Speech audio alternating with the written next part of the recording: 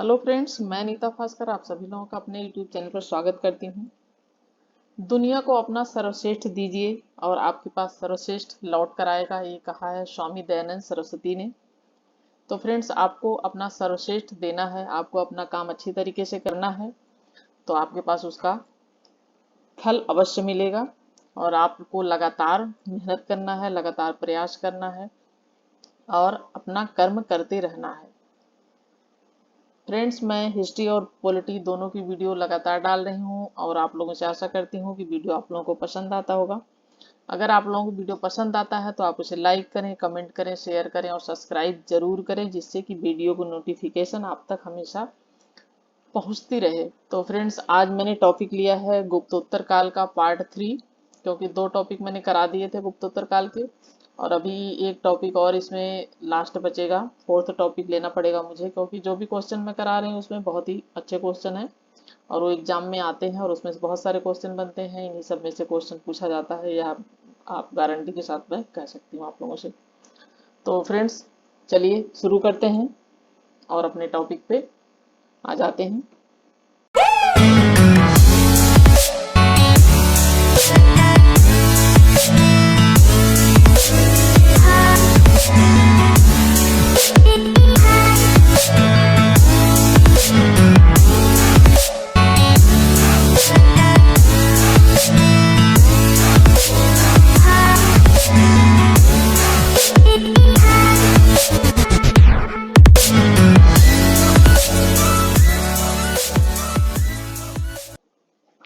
गुप्त एवं गुप्तोत्तर काल पार्ट 3 आज हम पढ़ेंगे।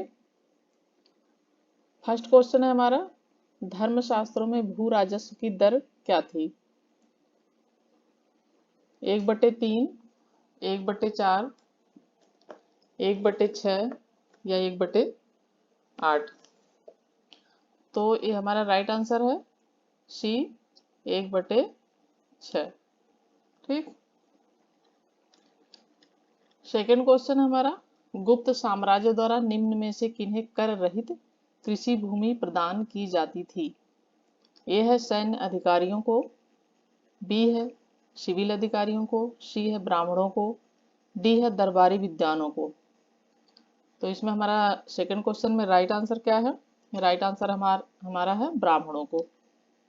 गुप्त साम्राज्य द्वारा कर रहित जो कृषि भूमि प्रदान की जाती थी वो की जाती थी ब्राह्मणों को। तो हमारा राइट आंसर है सी। डिटेल देख लेते हैं।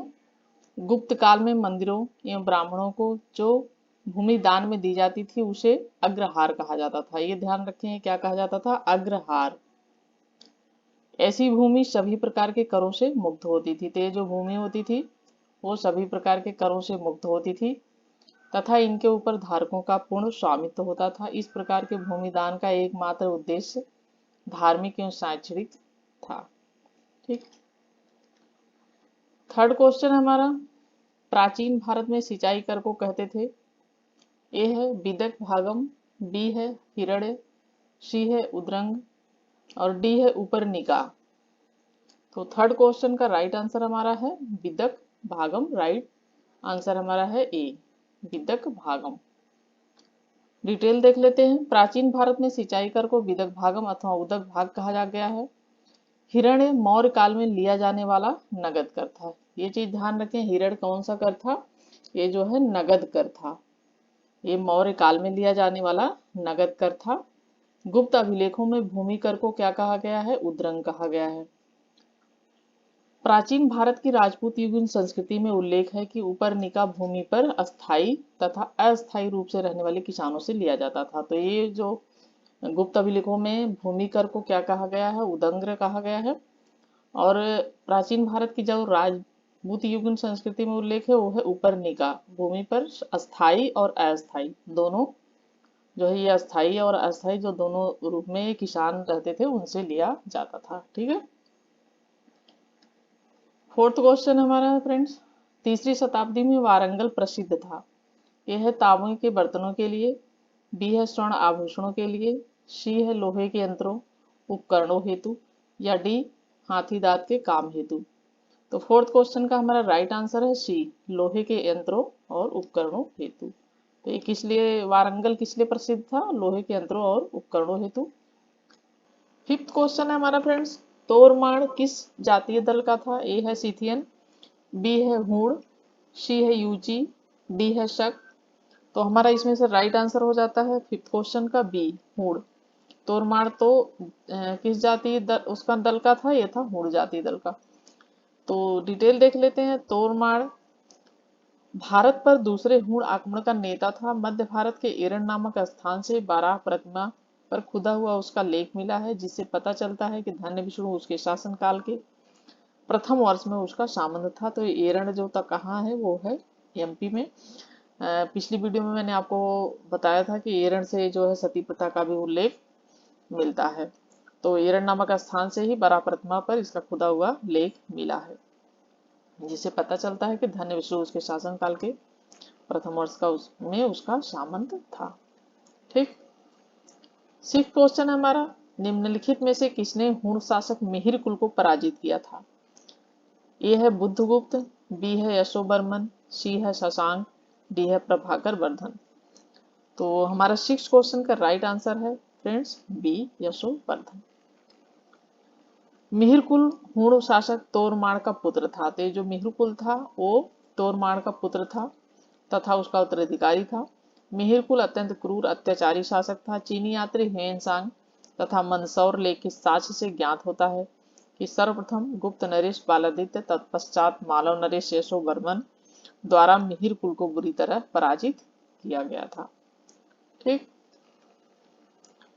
सेवंथ क्वेश्चन हमारा फ्रेंड्स, विशाखा दत्त के प्राचीन भारतीय नाटक मुद्राक्षस की विषय वस्तु है।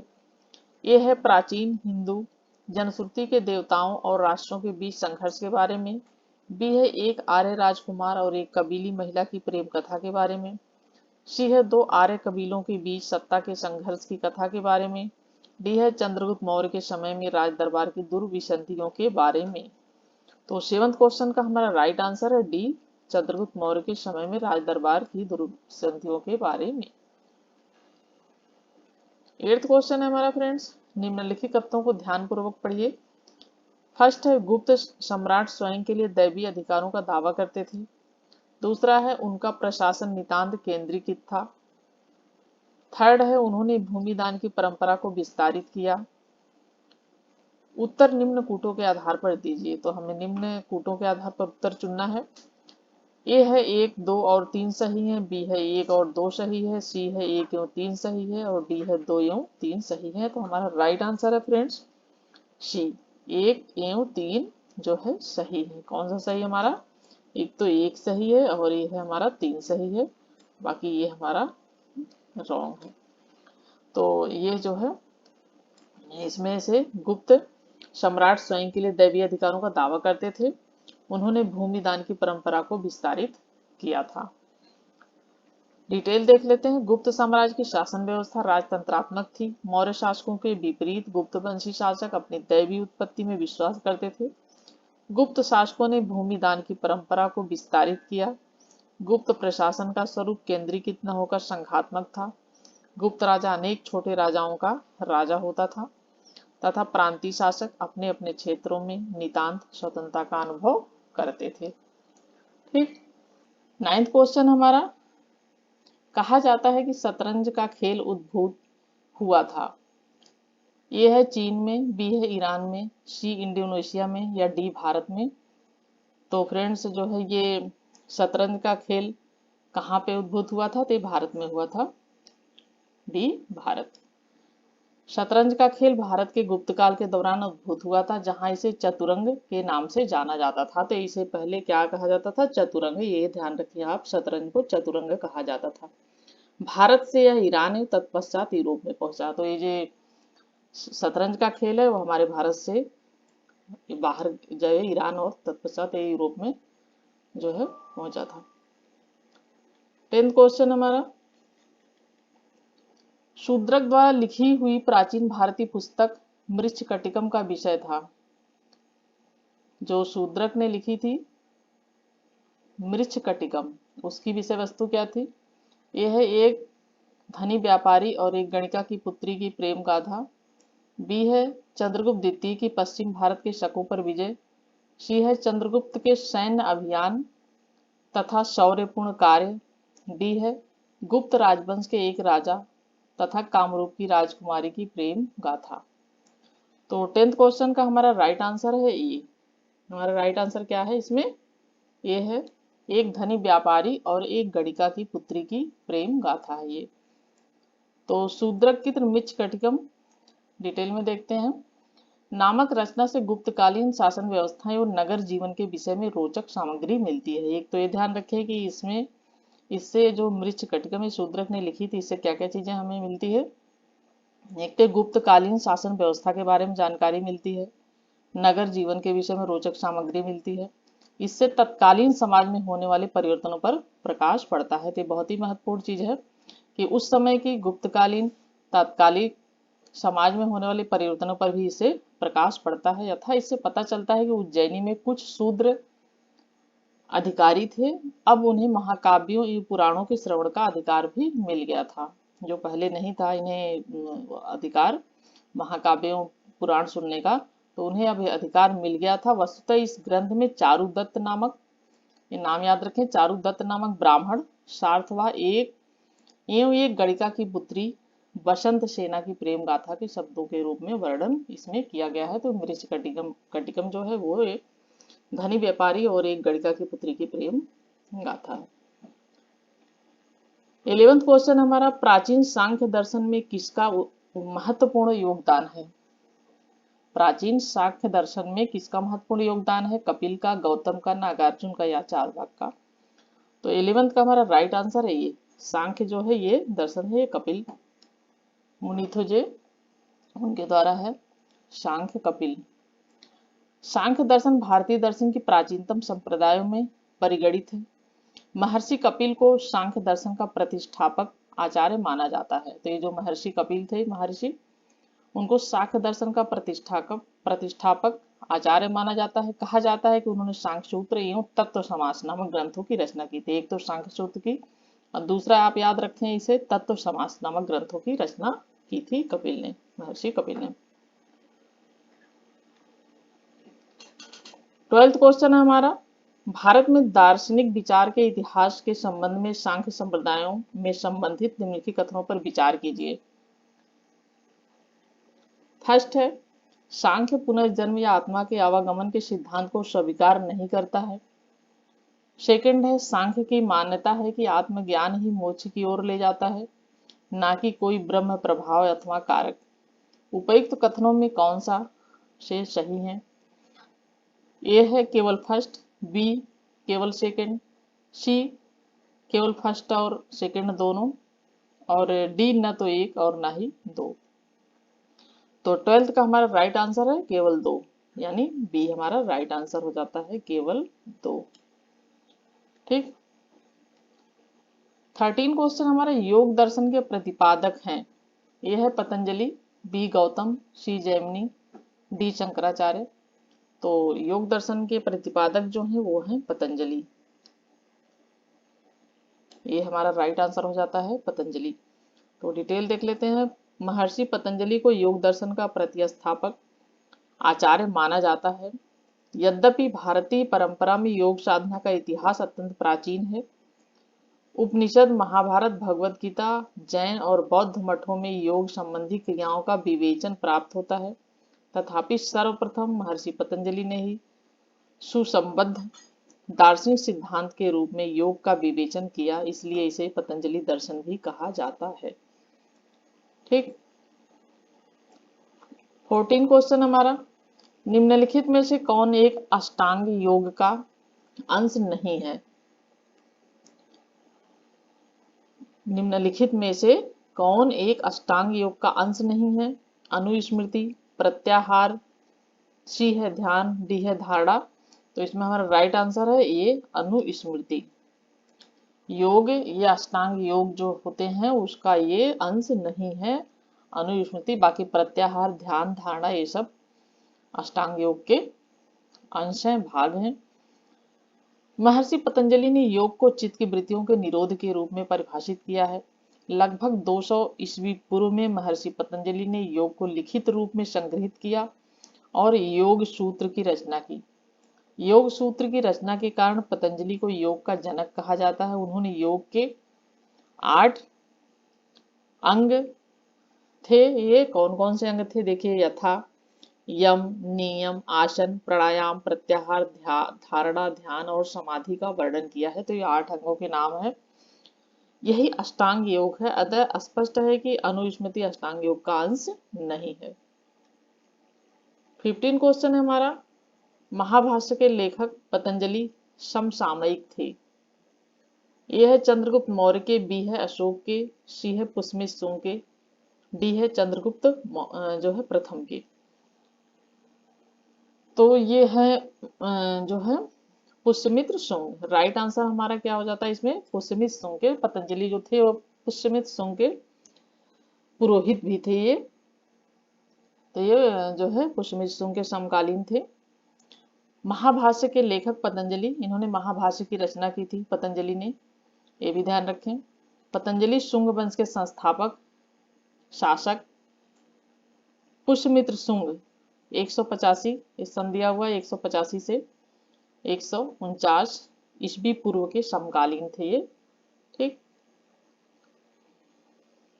16 क्वेश्चन हमारे, नव्य न्याय संप्रदाय के संस्थापक कौन थे। ए है रघुनाथ शिरोमणि, बी है गंगेश, सी है श्रीधर, डी है उदयन। तो इसमें 16 का हमारा राइट आंसर हो जाता है बी, गंगेश। क्या है हमारा राइट आंसर, गंगेश। डिटेल देख लेते हैं। नव्य न्याय संप्रदाय का प्रवर्तन मिथिला के आचार्य गंगेश उपाध्याय की युग प्रवर्तक कृति तत्व चिंतामणि, ये ध्यान रखें, ये गंगेश की उपाध्याय की जो कृति थी, इनकी रचना थी, तत्व चिंतामणि से हुआ। एवं इसके संवर्धन के लिए बंगाल की नवद्वीप के न्यायिक वासुदेव सार्वभौम दिधितार, रघुनाथ शिरोमणि तथा मथुरानाथ जगदीश एवं गदाधर भट्टाचार्य सुप्रसिद्ध है। ठीक। 17 क्वेश्चन हमारा, जब तक जीवित रहो सुख से रहो, चाहे इसके लिए ऋण ही लेना पड़े, क्योंकि शरीर के भस्मीभूत हो जाने पर पुनरागमन नहीं हो सकता। तो एक बार देखिए ठीक से इसे, जब तक जीवित रहो सुख से रहो, चाहे इसके लिए ऋण ही लेना पड़े, क्योंकि शरीर के भस्मीभूत हो जाने पर पुनरागमन नहीं हो सकता। पुनर्जन्म का निषेध करने वाली यह उक्ति किसकी है। ये है कापालिक संप्रदाय वालों की, बी है नागार्जुन के शून्यवाद वालों की, सी है आजीविकों की, या डी है चारवाकों की। तो हमारा 17 का राइट आंसर है डी, चारवाकों की। तो ये जो उक्त कथन था ये किसका है, ये चारवाकों का था। 18 क्वेश्चन हमारा, न्याय दर्शन को प्रचारित किया था। ये है चारवाक ने, बी गौतम ने, सी कपिल ने, डी जैमिनी ने। तो न्याय दर्शन को गौतम ने प्रचारित किया था, न्याय गौतम से संबंधित है। डिटेल देख लेते हैं। न्याय दर्शन का प्रवर्तन गौतम ने किया, जिन्हें अच्छपाद भी कहा जाता है। न्याय का शाब्दिक अर्थ तर्क या निर्णय होता है। न्याय दर्शन में 16 पदार्थों या तत्वों का अस्तित्व स्वीकार किया गया है। न्याय दर्शन का मूल ग्रंथ गौतमकृत न्याय सूत्र है। महर्षि कपिल ने सांख्य दर्शन तथा जैमिनी ने पूर्व मीमांसा का प्रतिपादन किया था। तो इसमें मैंने थोड़ा सा दे दिया था, ये देखिए, न्याय दर्शन जो है वो गौतम, सांख्य दर्शन कपिल, वैशेषिक कणाद और मीमांसा जैमिनी। ये मिलाने के लिए भी आ जाता है, क्वेश्चन पूछता है कई बार, तो आप इससे आसानी से मिला सकते हैं। 19 क्वेश्चन हमारा, कर्म का सिद्धांत संबंधित है न्याय से, मीमांसा से, वेदांत से या वैशेषिक से। तो हमारा 19 का राइट आंसर है मीमांसा से। कर्म का सिद्धांत जो संबंधित है वो किससे संबंधित है, वो है संबंधित मीमांसा से। तो हमारा राइट आंसर है बी। डिटेल देख लेते हैं। कर्म का सिद्धांत मीमांसा दर्शन से संबंधित है। इसे पूर्व मीमांसा, कर्म मीमांसा या धर्म मीमांसा भी कहते हैं। मीमांसा के प्रखर एवं उद्भव आचार्य कुमारिल भट्ट को, जिनकी गणना भारतीय दर्शन के मूर्धन्य आचार्यों में से की जाती है और जिन्होंने अपने प्रमुख तर्कों से बौद्ध धर्म तथा दर्शन का खंडन करके वैदिक धर्म तथा दर्शन की पुनः प्रतिष्ठा की, पूर्व मीमांसा और वेदांत के बीच की श्रृंखला माना जा सकता है। तो कर्म का सिद्धांत संबंधित है मीमांसा से। 20 क्वेश्चन है हमारा, निम्न में से किस दर्शन का मत है कि वेद शाश्वत सत्य है। ए सांख्य, बी वैशेषिक, सी मीमांसा, डी न्याय। तो 20 क्वेश्चन का हमारा राइट आंसर है फ्रेंड्स मीमांसा। ठीक, 20 का हमारा 20 क्वेश्चन का हमारा राइट आंसर है सी मीमांसा। मीमांसा दर्शन वेद को शास्त्र सत्य मानता है। पूर्व मीमांसा दर्शन में वेद के कर्मकांड भाग पर विचार किया गया है। उत्तर मीमांसा में वेद के ज्ञान कांड भाग पर विचार किया गया है। ठीक है, 21 क्वेश्चन हमारे निम्नलिखित युग्म में से कौन सा एक भारतीय खड़ दर्शन का भाग नहीं है? ये है मीमांसा और वेदांत, बी है न्याय और वैशेषिक, सी लोकायत और कापालिक, डी है सांख्य और योग। तो 21 का राइट आंसर हमारा है सी, लोकायत और कापालिक। क्या है ये? लोकायत और कापालिक निम्नलिखित युग्मों में से भारतीय खड़ दर्शन जो 6 भाग हैं, ये लोकायत और कापालिक उसका भाग्य नहीं है। ठीक, बाकी मीमांसा, वेदांत, न्याय, वैशेषिक, सांख्य और योग ये सब 6 हैं, ये सब हैं, ये लोकायत और कापालिक इसका भाग नहीं है। 22 क्वेश्चन हमारा, अद्वैत दर्शन के संस्थापक हैं शंकराचार्य, बी रामानुजाचार्य, सी माधवाचार्य, डी महात्मा बुद्ध। तो 22 का राइट आंसर हमारा है ए, शंकराचार्य। अद्वैत दर्शन के जो संस्थापक हैं वो कौन है? वो है शंकराचार्य। 23 क्वेश्चन है फ्रेंड्स हमारा, निम्नलिखित में से अद्वैत वेदांत के अनुसार किसके द्वारा मुक्ति प्राप्त की जा सकती है? ए ज्ञान, बी कर्म, सी भक्ति, डी योग। तो 23 का हमारा राइट आंसर है ज्ञान। अद्वैत वेदांत के अनुसार किसके द्वारा मुक्ति प्राप्त की जा सकती है? तो ज्ञान के द्वारा मुक्ति प्राप्त की जा सकती है। अद्वैत वेदांत में ज्ञान मार्ग को मोक्ष का साधन स्वीकार किया जाता है। उसकी मान्यता है कि केवल ज्ञान से ही मुक्ति मिलती है। ज्ञानादेव मुक्ति, ज्ञान के अभाव में मुक्ति संभव नहीं है, यानी ज्ञान के अभाव में मुक्ति संभव नहीं है। उल्लेखनीय है कि अद्वैत वेदांत में सभी लोग ज्ञान मार्ग के अधिकारी नहीं है, जबकि विशिष्टता अद्वैत दर्शन में भक्ति मार्ग को मोक्ष का साधन माना गया है। तो अद्वैत वेदांत में जो है ज्ञान को मुक्ति का साधन माना गया है, जबकि विशिष्टता अद्वैत दर्शन में भक्ति को मोक्ष का साधन माना गया है। ठीक, 24 क्वेश्चन है फ्रेंड्स हमारा, निम्न में से किसका संबंध वेदांत दर्शन के साथ नहीं है? ए शंकराचार्य, बी अभिनव गुप्त, सी रामानुज, डी माधव। तो 24 का हमारा राइट आंसर है बी अभिनव गुप्त। तो ये वेदांत दर्शन के साथ इनका संबंध नहीं है। ये कौन है? यह अभिनव गुप्त। तो थोड़ा सा इनके बारे में हम जान लेते हैं कि यह कौन है, डिटेल में देख लेते हैं। वेदांत दर्शन को भारतीय विचारधारा की पराकाष्ठा माना जाता है। वेदांत का शाब्दिक अर्थ है वेद का अंत या वैदिक विचारधारा की पराकाष्ठा। वेदांत दर्शन के 3 आधार हैं, उपनिषद, ब्रह्मसूत्र और भगवत गीता। तो जो वेदांत दर्शन है उनके 3 आधार कौन कौन से हैं? एक है ये उपनिषद, बी ये है दूसरा ब्रह्मसूत्र और तीसरा है भगवत गीता। इन्हें वेदांत दर्शन की प्रस्थानत्रयी कहा जाता है। कई सूक्ष्म भेदों के आधार पर इसके कई उप संप्रदाय इसके प्रवर्तक हैं, जैसे शंकराचार्य का अद्वैतवाद, रामानुज का विशिष्टाद्वैत, माधवाचार्य का द्वैतवाद, अभिनव गुप्त की ख्याति तंत्र तथा अलंकार शास्त्र के क्षेत्र में है। तो अभिनव गुप्त की जो ख्याति है वो तंत्र तथा अलंकार शास्त्र के क्षेत्र में है। यह दर्शन के क्षेत्र में तर्कशास्त्र से जुड़े हुए थे। तो ये तर्कशास्त्र से जुड़े हुए थे। ठीक, और ये ध्यान रखें, जैसे शंकराचार्य का अद्वैतवाद, रामानुज का विशिष्टाद्वैत, माधवाचार्य का द्वैतवाद, ये तीनों ध्यान रखें। ये हमेशा कभी कभी मिलाने के लिए भी देता है और कभी कभी वैसे भी पूछ लेता है कि ये किस उसके थे। 25 क्वेश्चन है हमारा, सूची फर्स्ट को सूची से सेकंड से सुमेलित कीजिए और नीचे दिए गए कूट की सहायता से सही उत्तर चुनिए। तो सूची फर्स्ट है, ये है सूची सेकंड। तो इसमें ये दिया गया है जो संवत है सब। तो ए है विक्रम संवत्सर, बी है शक संवत्सर और गुप्त संवत्सर और कली संवत्सर। तो इसमें हमें देखना है कि हमारा राइट आंसर इसमें क्या है। तो हमारा 25 का राइट आंसर है डी, ये है डी। इसमें हमें मिलाना है, ए का हमें मिलाना है 4 हो जाएगा। ये विक्रम जो है वो है 58 ईस्वी पूर्व, शक संवत्सर जो है वो है 78 ईस्वी पूर्व, जो कनिष्क के राज्य शासन काल में हुआ था, और ये जो विक्रम संवत है विक्रमादित्य के शासन काल में। गुप्त संवत्सर है जो ये चंद्रगुप्त मौर्य के किया था, चंद्रगुप्त प्रथम ने इसे। तो गुप्त संवत्सर जो है ये है 320 319 20 माना जाता है ये, और ये है कली 3102 ईस्वी पूर्व। ठीक, तो ये हमारे 25 क्वेश्चन थे, और आज यहीं पे ख़त्म करते हैं फ्रेंड्स। नेक्स्ट वीडियो में फिर हम मिलते हैं हिस्ट्री के कुछ क्वेश्चन के साथ। और फ्रेंड्स, आपसे यही रिक्वेस्ट है कि वीडियो पसंद आता है तो उसे लाइक करें, शेयर करें, कमेंट करें और सब्सक्राइब जरूर करें, जिससे कि वीडियो की नोटिफिकेशन आप तक पहुंचती रहे।